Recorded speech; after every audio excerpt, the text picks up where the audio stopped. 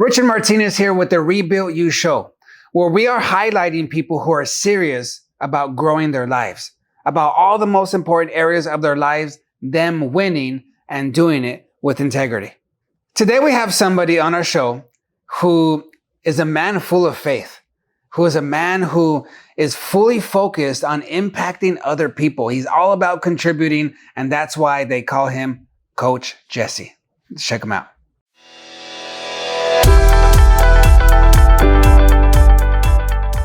Jesse, tell me about yourself first, like where you come from, where were you born? Yeah. Just a little bit about your family, just some personal things first. Yeah. So I'm 33, single with no kids at the time of this recording. Let's go. So we'll put the number in the chat here for you guys. We had to get somebody here that was single with no kids. So I represent a generation of people that just started to grow up with social media, right? So it made it a lot easier for me to make adjustments and use social media, whereas to a lot of people that I coach or that I talk to, getting in front of a camera or typing was an issue for them.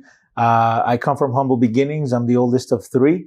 And one of the things about me is that both of my parents grew up in La Fresa. So for anybody watching this, if you come from humble beginnings, I'm used to it. And one of the things is I didn't learn how to speak English till 5th grade, and because no one could teach me, I couldn't grasp it. So I remember every day I would come home, and sometimes I would cry myself to sleep because I just wanted to learn, understand, So what was that like though, going to school and not being able to communicate, not being able to express, people are talking wah wah wah wah wah. Well, this is what I mean. Oftentimes I get praised by the way I speak, like, man, that I just have a way with words.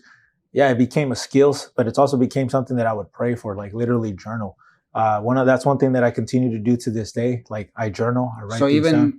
At this age, you're 5th grade, you said you learned, right? Yeah, 5th grade. So even at that age, you were journaling and praying? Yeah. So you were already a person of faith? I was. And I was raised Catholic. Where did that come from? The faith?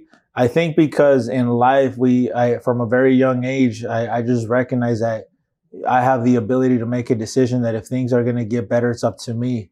However, being raised in a Catholic home, I'm Christian now, but I was the experiment child, where it's like, wake up, you're going to church. Whereas to my younger siblings, it was like, hey, if you want to type of thing. Okay. But for me, I would always because you're the oldest. I'm the oldest. Okay, yeah. There's more rules on this. I'm the oldest too. I get it. Yep. So yeah, it's a very and that's something that really affected my psychology too, because in being the experiment child per se, from two people that are leaving another country to work in La Fresa, is like, okay, you go to school, get good grades. I did that. And the way that I would do that is just by getting repetition. So my ability to remember things is very strong from a young age, because that would be the only way that I could pass exams. So early on, I struggled with like, man, I wanted to say this, but something else came out of my mouth. I would get happy when words in Spanish equal in English, like tortilla. I was like, yes. I was like, heck yeah. No. No. For up until 4th grade, 5th grade, when I finally grasped the concept of a fork being a fork, I would always say tenedor, but I would say words like tenedor. So that's kind of how I spoke.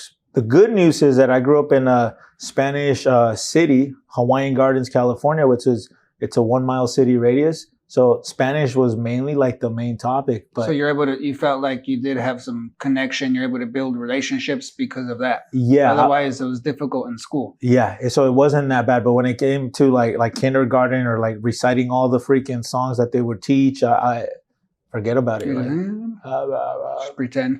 Yeah. And I like all I could. Hold on. Let me pause a bit though, because you grew up Catholic. Yeah. Right? So that was instilled in you enough for you to be. Because I don't know a lot of kids who are 4th, 5th grade journaling in prayer. Yeah. Because you're saying like, oh, I was praying about being able to speak. Like, that's not normal. So what was instilled that already had it in you that strong where you're like, okay, I'm going to be praying to even speak English? Well, I don't know, man. Faith is something that I always grew up with. Now, in my Christian walk, I've learned that it's a gift. It talks about a mustard seed, right? So I no longer have hope. I only have faith, and hope is a level below faith, because hope is when you just self-reflect and you think you got nothing else. But to me, I know that I have God in all. It's instilled in me because I've seen the miracles. I've seen breakthroughs, from. So I want to hear more of those too. But I'm gonna try to go in sequence here. Now, 4th, 5th grade, you're already a person of faith. You grew up Catholic, so they made you go so you would hear, right? So God was doing something and planting those seeds there, right? Yeah. So there is a foundation that was set there, even though you believe a little bit differently, yes, right? Different things, but so now you're learning English, 6th grade, 7th grade, going into junior high. What was happening now? So I grew up also in a time where high school, any school starts in September, whereas now it starts in August, right? So one of the things that was a little bit for me growing up that I was not used to, and I always for my birthday. So September 10th is my birthday. Normally school would start around September 6th, 8th, 9th, 10th. So I never really got in school, happy birthday, it's your, and I was that experience was never there. To top it off, I come from humble beginnings, so it wasn't hey, aquí tienes esto y el otro. So I used to operate from if you want to get something, you got to get good grades. And here you go. I would bring the good grades, but it didn't bring something I wouldn't get something. The recognition, the recognition was there, but it wasn't something materialistic. Here you go. Here's a Nintendo 64. Here's a Super Nintendo, And then once we finally got cable when I was 14, 16. So this is 14, 16, barely.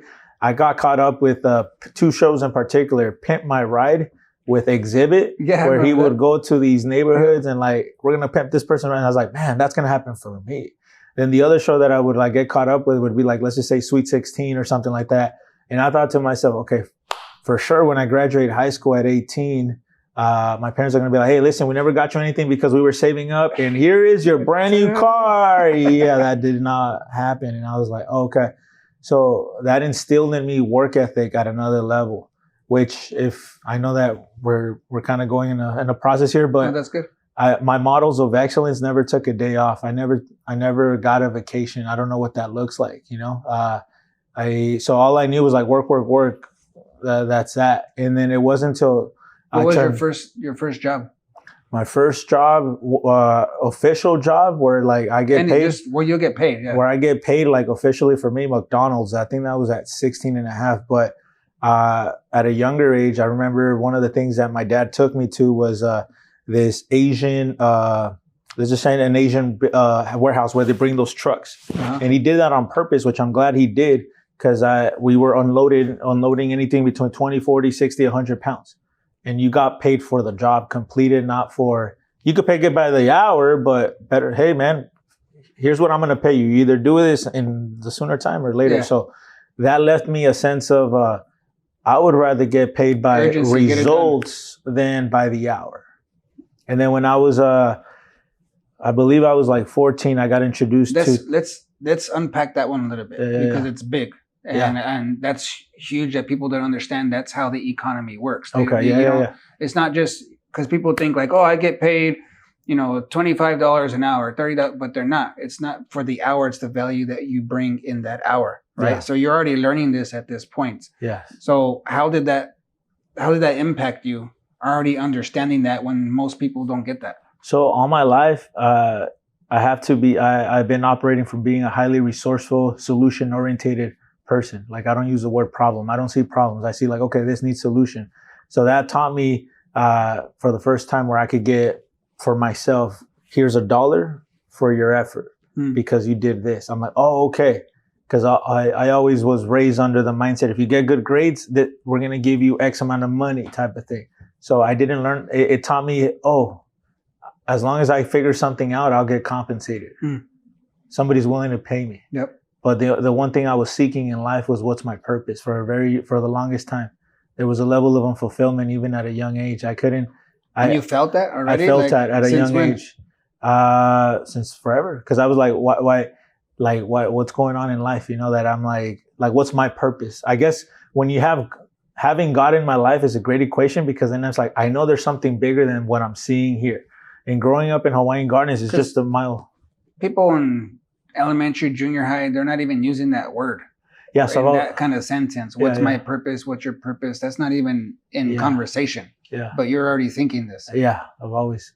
I don't know what it is, man. It's just like this thing I just recognize. It's a calling. It's a calling. It's an anointing. It's God on you, yeah, for sure. Yeah. But you know, at this point, you don't understand. You do now. I do know. But at this point, you don't. Are you talking about this stuff? Are you saying it out loud to other people? I'm saying it out loud, and there's no social media at this time where, like, right now, like, I would have probably, who knows how many followers I would have had based on, like, hey, there's an audience there. So growing up in Hawaiian Gardens and with parents that are very strict, all I knew was Hawaiian Gardens. Yeah. Literally the world. Like, I was just like, so all I could see was two things, either gang affiliation or people having kids when they're 12, 14, you know? Yep. So I knew I didn't want that. That's for sure. So it was instilled in me. No vais a tener hijos. Yeah. I don't want that. So it kind of put yourself in check because you're watching everybody destroy their lives or make stupid mistakes, stupid decisions. And you're very observant. So you would see that and say, I don't want that. Yeah. 1 + 1 = 2. If I do that, I see that. I don't want that. Okay. So I grew up very timid too. It wasn't like who you see now. Okay, tell me more about that. What does it mean, timid? How did that come out when you're growing up? So second guessing, overthinking, overanalyzing, not speaking, not being able to relate with people, like because I didn't speak English, right? And then just being Did you have friends growing up? Oh yeah. Did you get bullied because of that? I don't say I got bullied, but yeah, it was just like I was a smaller guy for sure. Okay. Yeah, so kids being kids and kids just being smack, kids. Yeah, it's normal. Now you go into high school. Yeah. And now what is this like? So you already have this thing in you of like, what's my purpose? I want more. Yeah, you already have faith in your life. Yeah. You're hustling. You're not afraid of work. You want to get things done. So now what's happening?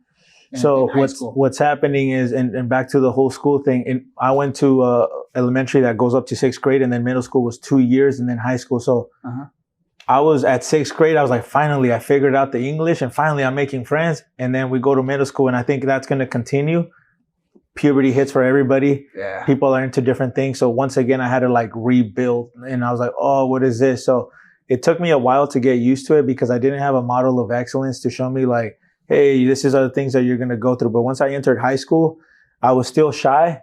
I thought I wanted to be an NBA player. That's what I wanted to do, like a basketball player. But I went to a school where at the time, Artesia, that's the school, high school, in the early 2000s, they had Jason Kapono going up against Tyson Chandler. In the time that I went to, James Harden. So James Harden right now plays for the Clippers. So I was one there wasn't that many Hispanic people, kids on the basketball team. Everybody wanted to play soccer because Hawaiian Gardens does have a great soccer program. So I did experience some sort of racism. How did you get into basketball? It's just something that I just picked up. I don't know. It was soccer and basketball. Playing in the schoolyard, and then you just freaking liked it a lot. And I liked it. I want to do this. I would watch the World Cup, everything like that. But it was one of those where I was like, let me try the basketball. I don't know. I just thought it was. Here's the thing. At the time, I started watching the Lakers. So this was the 1996. So Kobe's just getting started. Yep. So I could gravitate with Kobe, which a lot of people did.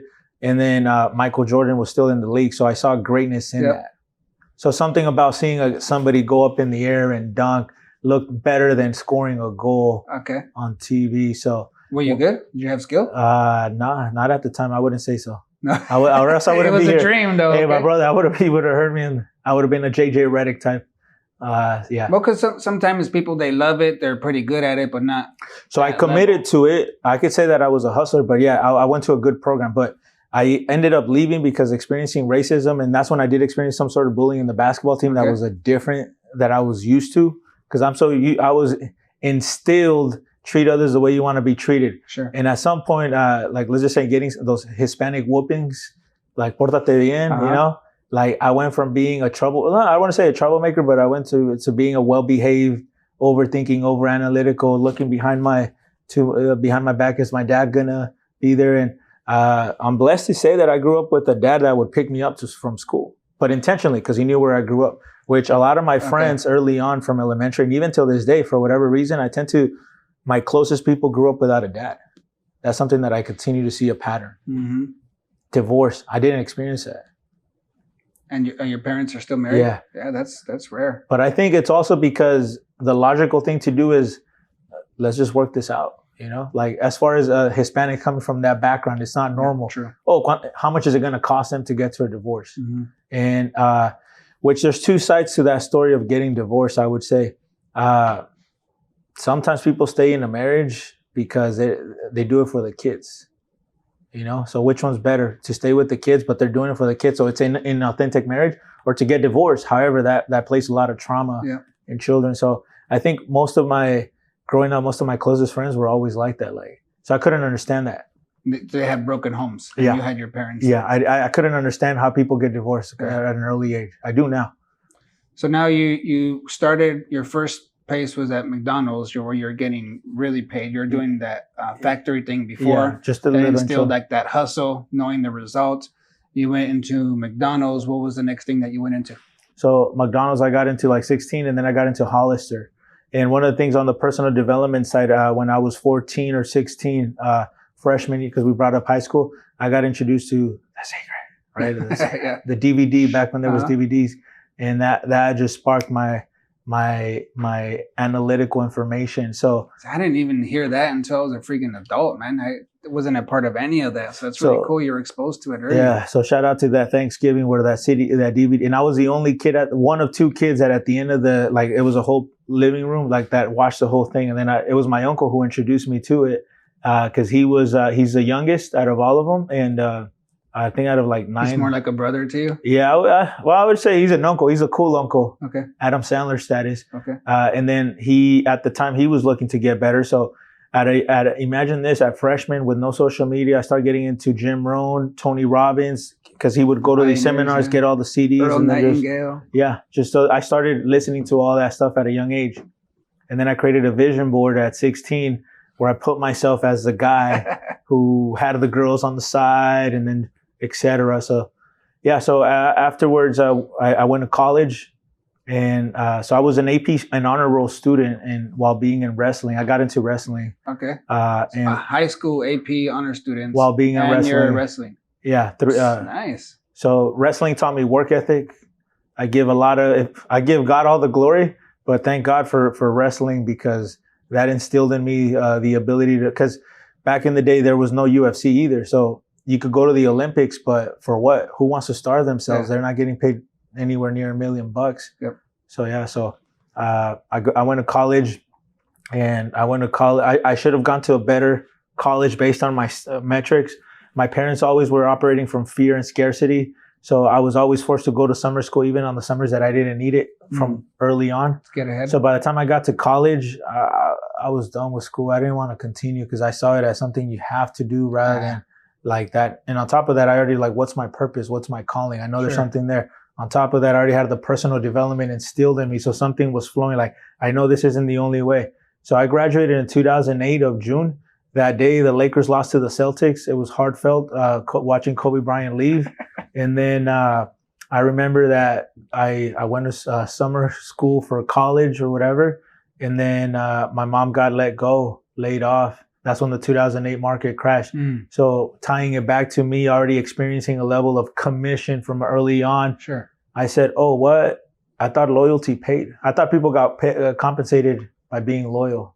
So it was another wake-up eye-opening thing, then nothing's for sure. Nothing was for sure. Okay. And the one thing when I got into college, because I was very shy in high school up until my senior year, which by that time I remember I did cry the last day of high school, and I did cry the day of graduation because I felt the same kind of similar feeling to when I was leaving 6th grade. I finally grabbed it. Now to start all over again. Start over.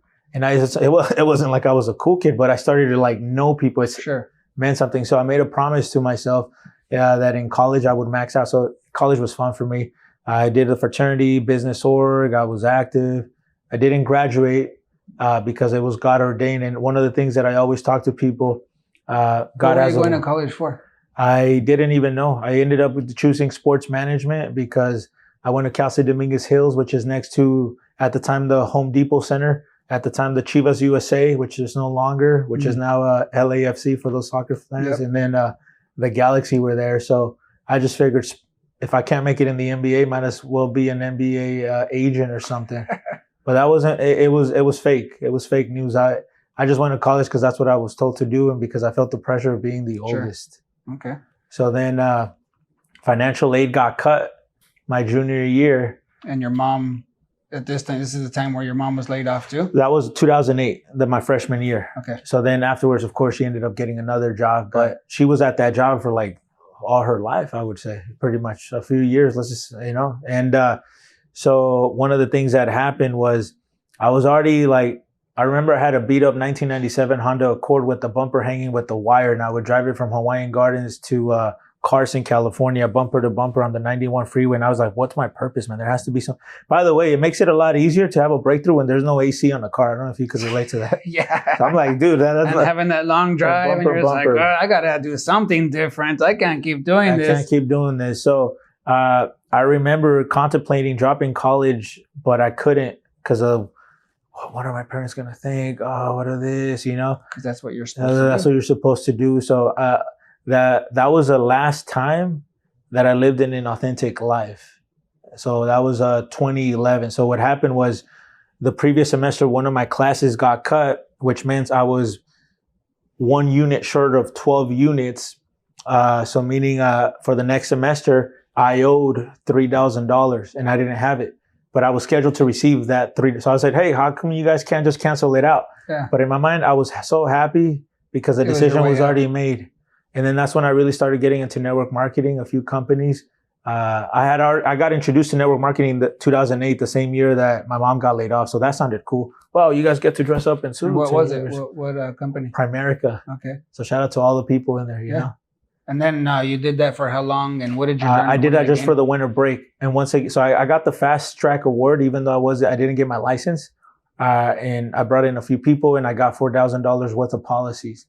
So that taught me again, like, hey man, one, I'm good at gathering people. Yeah. Enrolling is a word. And then two, man, what if I could have gotten paid on this? This is I'm getting closer. Good. Yeah. So and then you went from Primerica to what? After college, I went to some coffee one. There was a coffee thing. What did you gain there? Right there, I gained the idea of because at that time I dropped out of college because I asked that person, I won't say his name because I don't want to get him in trouble, because I said, hey bro, let me talk to you. And he told me something powerful. And that's the one thing, I'm surrounded with great people that talk to me real. Like they know that, hey, I'll make my own decision as a man. He said, if I was you, I would drop out. And I said, thank you. I just needed one person to tell me that. And this is where you said this is the last time you lived the inauthentic life. Well, I had already left. Once I left college, yeah, but that was around that time. Okay. So that's when I was starting to figure things out at 21. Like, okay, well now I'm no longer in college. That's young still and figuring it out. You become what you want. So I had all the personal development mindset, which is a lot of blissful ignorance, I would say, because without implementation and actually knowing what it takes to make X amount of money, I was just a high energy guy. This is gonna work out, but yeah. And so from there, what happened? So then that didn't work out, and then I gave up on the entrepreneur life. There's a skyscraper in downtown LA. What's it called? The Ritz, right? I believe that's what it's called. Okay. Right by formerly known as Staples. And I remember I still use a law of attraction back then, and I ended up going to that building with a friend. Valet parking and looking at some of the stuff. But then I gave up on all the entrepreneurship and I said, you know what, let me just go get a job because it didn't work out for me. This is not working out. I need money. So were you at this point, were you losing faith in yourself, discouraged? Was there any of that? Or were you just like, never, okay, what's never. next? I just thought like maybe I got sold on a dream on entrepreneurship through network marketing. And I said, let me just go get a job, which I went to a startup company, the cell phone, and then I got promoted to manager and then district manager. And I was up close with the CEOs and owners.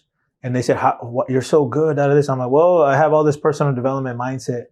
But then that didn't work out. I'm glad it didn't. Then I got into... But why not if you were doing good and they saw value in you? There was politics and stuff involved. And I'm glad it happened because then there was a lot of legal stuff that happened along that I wasn't a part of. So I was like, okay, good stuff.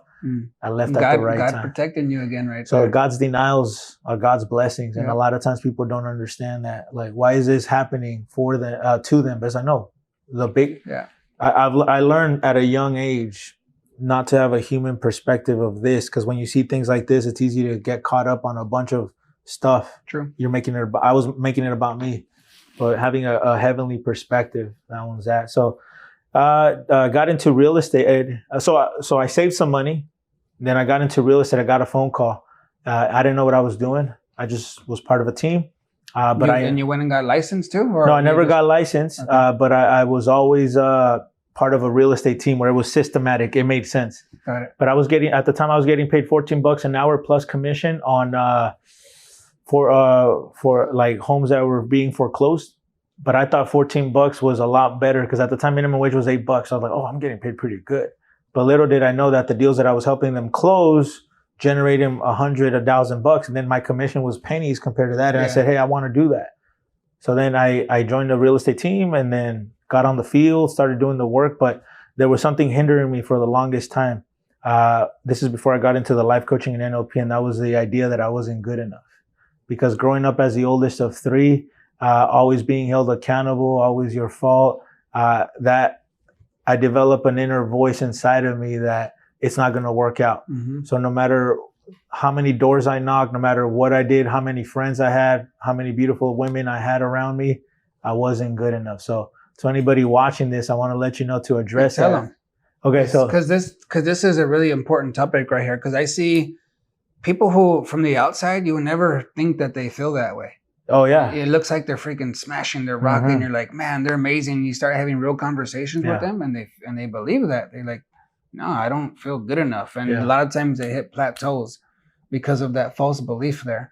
So I want you to just go after go at it. it? Okay, so I'm gonna go at it like it's like breaking news. Look at him right here, and all right. because that's important. This is a really important thing. So first and foremost, I want to say to anybody watching this, you're never alone. You know, there's times of desperation, and desperation is good because you could turn that into urgency. But to anybody watching this, whether you're married or not married, whether you're comparing yourself to other people or whether you're comparing to yourself to your false expectations to where you think you are, I serve a God that loves people. I serve a God that you could surrender your life. And I used to struggle with the idea that I wasn't good enough. It didn't matter how much the praise, the grades, the women, the fun. It led to a road of emptiness. And if it wasn't for God, if it wasn't for the coaching that I've invested, I wouldn't have had the breakthrough. And I remember it very clearly, even after having life coaching background since 2014, 2015, that still hindered up until the age of 27. And I showed up to an event because somebody said, thank you so much for all the things that I've done for them by ministering to them. And that person said, I got you a ticket. And I said, to what? Don't worry, just show up. I show up to this place, which was a real estate office that I met this guy. He's an NLP certified coach. And one of the things I said, wow, I was supposed to meet this guy because when I got into real estate, after all this journey of things not working out, I met a life coach and I met an NLP coach in the same span. I decided to go with the life coaching because that resonated with me. But there was an emptiness inside of me that even having God in my life, I still had the limiting belief that I wasn't good enough. I remember I walked up to him and I said, hey, man, can you help me? I'm being vulnerable. I was dealing with a lot of anxiety that was up to here. So the best way to describe it, it's especially if you're going through spiritual warfare. One, I had no one to talk about, and I felt kind of, well, not that I felt stupid, but I felt kind of like, if I talk about this, can anybody be there to help me? So for anybody that's watching this, I know that sometimes you feel it up to here, and then you feel like a knot in your stomach. Be vulnerable enough to say, hey, you're not okay. And I want to tell you that it's okay to not be okay, but it is not okay for you not to reach out for help. And I know it's easier said than done. It might seem across like that, but it's coming from a place of a man that surrendered his life to God. And surrendering means letting go, man. It's not about you no more. It really means that.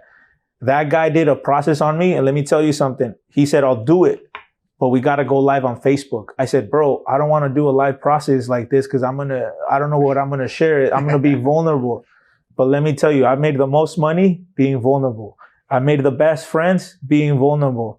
I've had the best relationships with the women that I've dated being vulnerable. The best mentors being vulnerable. He did the process on me. Never again did I ever struggle with not worthiness. And after that, I made the investment in NLP coaching. And ever since then, I mean, I'm already charismatic. Because of the breakthrough that he was able to do using NLP. That was a final step. That was a final step. I already had God. And here's the thing, and I'm sure you know, even with people that have faith, they still deal with anxiety. They still deal with the pressures. Mm-hmm. I no longer deal with that. Once it's called a paradigm shift, which you know, but for those that don't know, imagine living your whole life thinking a certain way and then something changes. Your brain is rewired. So all of a sudden, I remember the first few days of waking up after doing that process.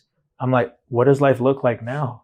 Like, I'm so used to carrying the cross the burdens from the past. Mm-hmm. Like now I don't have to worry. Like, so it was new getting used to this life of peace. Yep. I didn't have peace clearly, like 100% up until doing that process, but everything led to it. I thought I had peace. This is a whole different level. This is a whole different level. So yeah. So now you're learning the NLP. Yeah. Right? So how long was this process? How much? It was about almost 12 months. It was during 2019, right before 2020 happened, and then 2020 happened. And for me, it was great. And I made a conscious decision not to do any real estate because at the time I could have done X amount of deals refinancing, but I chose not to because I said, I'm not okay again. I'm not okay. I'd rather prioritize myself. Plus, I'm a coach already, a life coach. At this point, and I realized before you started the NLP. Yeah, so I had already done the coaching program, and I was already coaching people. But I realized one thing: there was a reason why I wasn't getting paid in the tens of thousands of dollars, right? Getting a $10,000 client. It's because I hadn't had the breakthroughs, and I didn't have the tools to help the people that needed help. So I got introduced to NLP, but I didn't get introduced to NLP at that age. I got introduced to NLP through Tony Robbins back in 2006. Okay. On top of that, I mentioned that I was very shy. So my dating life, and I was very like with women, it wasn't the thing.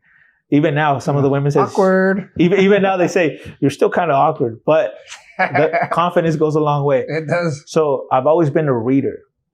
So here's the thing: the way I learn is also reading out loud. Until this day, I still tend to read out loud because it's just something about it. Yeah. It just works. The brain hears it. True. So I read a book called The Game. It's a pickup artist book. Yeah, I haven't heard of that one. It's by Neil Strauss. And in that book, it talked about how to pick up women. But it talked about NLP, using anchoring, this. And I was already familiar with it. Communication skills. That's good. Yeah. But at the end of the day, all of that goes out the window because once you're in a relationship, it's like, dude, it's different things, So yeah, so that's where I was at. It took me a whole almost 12 months invested into the NLP. And on top of that, I made other investments with mentorship and coaching at that time. Okay.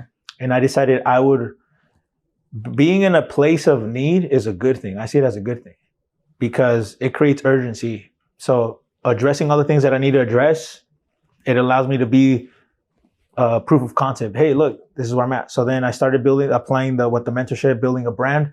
And I had a wake up call that I'm like, oh, building a brand on social media isn't just posting 3 times a day. It's like, you got to get real with the people. But it's easy for me to get real because I've been real all the way. We're vulnerable through the coaching. Some people take the coaching to get certified. Others just take the coaching to try to get better. So now you already you're doing your coaching. You're already having clients. Now you do the NLP for 12 months. It builds your own self-esteem, your confidence. Now you're able to get higher paying clients. Yeah. You have more skill set, more value. Now, what kind of programs do you have? What kind of clients come to you and why, and what do you provide for them? So most of them are women. And you know that video that I made earlier? It's because most women, naturally, what do? They talk about things. And they have at least 6 best friends. Whereas most men don't have somebody to talk to. So men's mental health is very powerful to me, especially because I have a lot of military people around me all my life, So I know the things that they struggle with. So most of the time are people that are dealing with anxiety. Most of the time are women that are in their self-love journey, which one of the things that I went through was a major heartbreak at 24. This is before the NLP, while being in the life coaching. Okay. Was the first time that I was in love and in a relationship. And then I experienced unfaithfulness in there. And they say the way a boy turns into a man is by getting his heart broken. So bam, getting my heart broken. Became a man. But became a man because that was ultimately a decision for me. I take responsibility for that, for what happened. And that led me to God. Because that's another thing that's not normal. Usually it's like, it's their fault. I didn't do anything. They're the one that cheated. So I didn't cheat. They cheated. Yeah, they at the beginning, trust me, F-bomb this, Okay. hey, you're this Yeah, and this yeah. and that. I did go through that. Okay. Through the NLP, got rid of the other things. And here's something that became during 20. Thank you for sharing that, because it's important for people to know, like, yeah, sometimes you're blaming, you're the victim, and it's like, wait a minute, I have my own part. I need to step out of this. So it took me a whole year to get over that relationship. And one of the breakthroughs was through a military brother of mine. He's in the Army in New York. He's a cop. And he said, you know what your problem is, Jesse? This is a year after the breakup. Your problem is that you have this idea that you're going to fall in love at first sight. I'm like, yes, I do. And the other one is that, like, you're not peeling the onion. I'm like, what do you mean?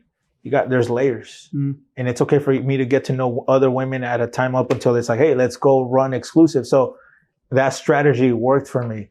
But here's what happened. So it took me a whole year to heal. And that's what got me to God, because I went through that breakup. But I already have the life coaching background at the time, so I could reflect on all the things that I needed to work on. It took me a year to heal. I cried out to God for healing. God healed me of all of that. I also got sober from drinking, sober from pornography. It's been 6 years from no drinking, no porn, no self-service. Good job, man. So all the glory goes to God on that one. And these are the things that it's escapism. A lot of people deal with escapism. True. Some people go to the gym. They're in great shape, but they still have the inner thoughts. Or it could be shopping. Traveling, partying, women, trying to be the best dad. But deep down, that's an escape of something that they're dealing inside. Good one. And here's how God ministered to me. During 2020, he says, you need to call your ex. For what? You need to repent. For what? Like, she cheated on me. I already forgave her. No. You need to repent for what you said to her and all the thing. And I'm like, all of a sudden, all these things. I'm like, bro, like, I apologize. I forgave her. Like, what do you mean I need to repent? Like, it's because who I'm supposed to be promoted to and elevated to as a Christian man, as a Christian business owner, as a Christian life coach, you can't be that. So I called up a friend. I said, listen, man, I'm about to call my ex. I need you to pick up the phone within the next hour or so. I don't know. Because I don't know, I need to process this after if she answers. I call her, ring, hello? And I'm like, I start just going into like speak mode, and I say, hey, listen, I'm just calling you to repent. Who is this? And then, oh, it's you. And I said, yeah. So I called to repent. I had been ministered that I had developed a heart of stone by somebody faith-based. And that I was blocking my blessings by having that with her, not repenting for that. And she said, you know what? So I said, let me pray for us. So I got on my knees and I started